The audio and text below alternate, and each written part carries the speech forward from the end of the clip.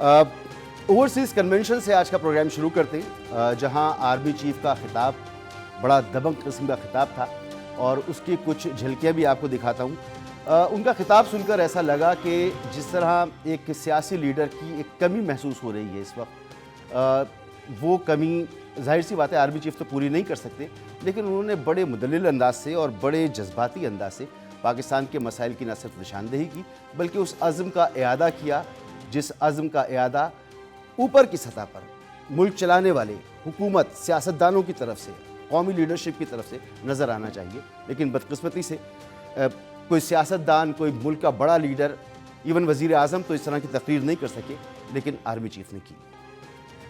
Such fantastic ambassadors abroad that you are representing our country in every nook and corner of the world. Is this the brain drain? And if this is the brain drain, then we would like to continue with this brain drain for an indefinite period of time. Pakistan की कहानी अपने बच्चों को जो है आपने जरूर सुनानी है ताकि वो पाकिस्तान की कहानी ना भूलें, so that their bond with Pakistan it never weakens. Whether it is the third generation or the fourth generation or the fifth generation, they know that what Pakistan is for them. आज तक इंसानियत की तारीख में सिर्फ दो रियासतें हैं जो कलमे की बुनियाद पर बनी हैं। पहली जो थी उसका नाम है रियासत तैयबा, जो आज जिसको मदीना अल मुनव्वरा कहा जाता है, और दूसरी रियासत जो है वो उसके 1300 साल के बाद अल्लाह ताला ने ये आपकी बनाई है कलमे की बुनियाद के ऊपर। They must hear me very clearly now. You think terrorists they can take away the destiny of the country from us? If 1.3 million Indian army with all their wherewithal, if they cannot intimidate us and they cannot coerce us, these terrorists can subdue the armed forces of Pakistan. और बलूचिस्तान जो है, जो कि पाकिस्तान की destiny है, ठीक है, जो कि पाकिस्तान के माथे का झूमर है, तुम 1500 बंदे कहोगे कि जी हम इसको ले जाएंगे, तुम्हारी अगली 10 नस्लें भी नहीं लेके जा सकती। इंशाल्लाह you will see that we will beat the hell of these terrorists very soon. इसी जज्बे, इसी जोश और इसी कन्विक्शन की ज़रूरत है कौम को जो आर्मी चीफ ने दिया। अब सवाल ये पैदा होता है कि सियासी हुकूमत वो क्या कर रही है, उसकी क़यादत क्या कर रही है, उसकी तरफ से इस तरह के बयानात, सख्त बयानात, भरपूर जवाब हमें क्यों नहीं मिलते। दूसरी तरफ मईशत के बारे में एक हुकूमत बता रही है कि बहुत अच्छी मईशत हो गई, बिल्कुल नंबर्स नज़र आ रहे हैं, पाकिस्तान की रेटिंग्स बेहतर हो रही हैं।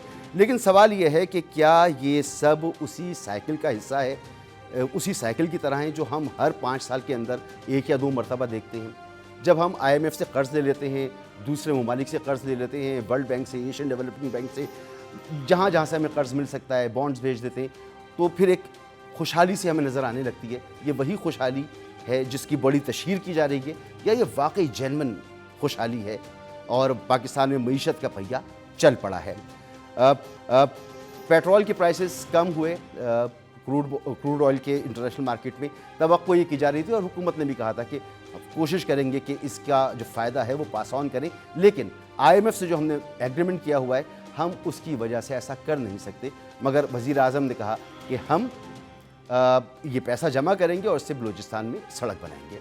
तो सड़क बनाने के लिए हुकूमत के पास पैसे नहीं हैं, नौकरियां नई पैदा नहीं हो रही हैं, एक आम आदमी की ज़िंदगी में कोई फ़र्क आ नहीं रहा है, तो फिर ये जो फील गुड फैक्टर गवर्नमेंट ने क्रिएट किया है इसकी क्या हैसियत है? देखें, जब आप मुल्क की मेन क़यादत को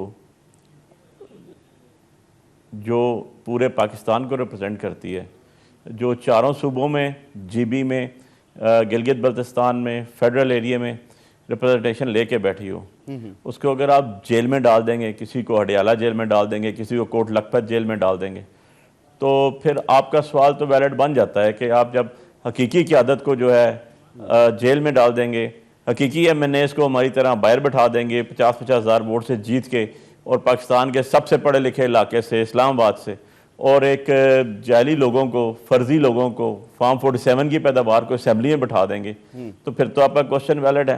लेकिन आपका क्वेश्चन खुद ही अपना जवाब भी दे रहा है साथ ही कि जब real representation of the people assemblies में नहीं होंगी तो उनकी जगह जो रिप्लेसमेंट भेजी जाएगी या रखी जाएगी वो लोगों की रिप्रेजेंटेशन नहीं है, तो वो लीडरशिप भी नहीं है। जब लीडरशिप खड़ी होती है तो उसके साथ अवाम खड़ी होती है। एक्शन के जरिए नहीं तो किसी और तरह से नवाज शरीफ साहब को कैसे हटाया गया था, अदालतों के जरिए हटाया गया था, तो वो एक पूरी हुकूमत को गिरा दिया गया और फिर एक इलेक्शन कराए गए, तो वो भी एक बहुत बड़ा काम था, बहुत बड़ी चीज़ थी। तो यहाँ पर अगर सिर्फ इलेक्शन पे फोकस है तो मामला ये है कि लीडरशिप हमारे मुल्क में इसी तरह से आती है, लेकिन वो परफॉर्म करती है।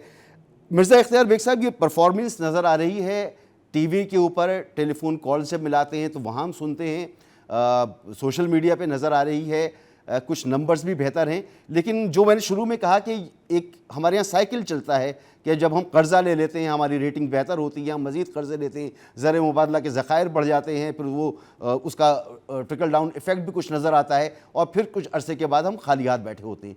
ये उसी तरह की बेहतरी है या मुख्तलिफ है? देखिए, पहली चीज़ तो यह है कि जर्नल बात ना करें, हम फैक्ट्स एंड फिगर के साथ बात करें, जिसको आप भी वेरीफाई कर सकते हैं जी। मैं भी माशत का स्टूडेंट हूँ, मैं भी कर सकता हूँ। पिछले 1 साल में हमारी मुल्क की मैशत में काफ़ी बेहतरी आई है। हमारा current account 3 quarter successive surplus रहा है, जो खसारे में होता था, जिसकी वजह से हमारी तमाम माशी कारकर्दगी, जीडीपी ग्रोथ जो होती थी वो पिट जाती थी।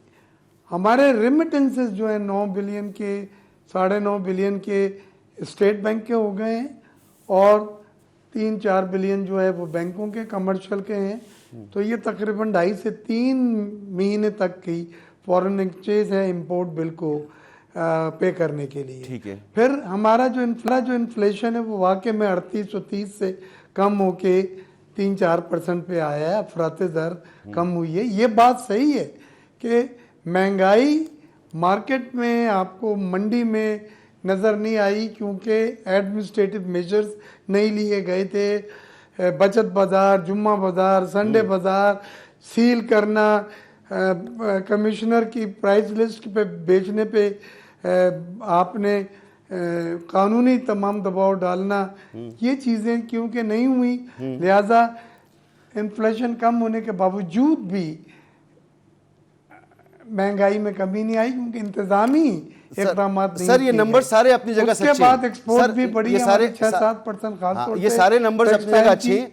6-7 हमारे रेमिटेंसेस जो हैं, जी मुझे बोलने दें, जी। रेमिटेंसेस $38 बिलियन इस साल तवक्को हैं, जो पाकिस्तान की 70 साल की तारीख में कभी नहीं। और ये रेमिटेंस उन लोगों की तरफ से हैं जिन्हें कहा गया था कि आप पाकिस्तान में अपनी ज़र मुबादला ना भेजें, रेमिटेंस ना भेजें।